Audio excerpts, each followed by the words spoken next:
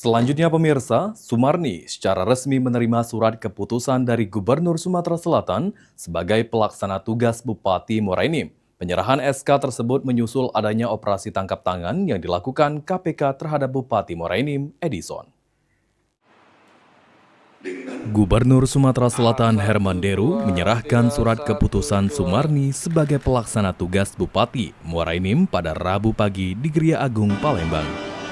Gubernur Sumatera Selatan Herman Deru meminta Sumarni untuk segera melakukan konsolidasi bersama seluruh OPD dan stakeholder demi mencapai visi misi kampanye yang dijanjikan kepada masyarakat. Sumarni diminta fokus dalam memimpin pemerintahan, pembangunan, dan masyarakat.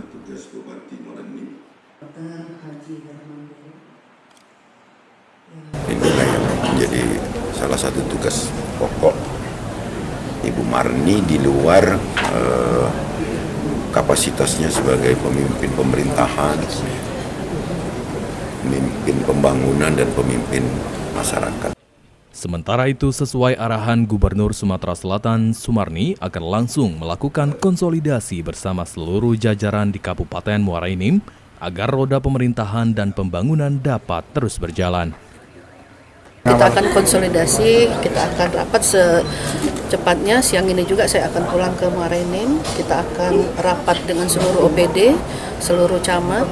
Kita konsolidasi dulu dan menginventarisir dulu untuk kegiatan-kegiatan yang ada di tahun 2026. Sumarni menghimbau masyarakat Muara Enim untuk terus menjaga kondusivitas.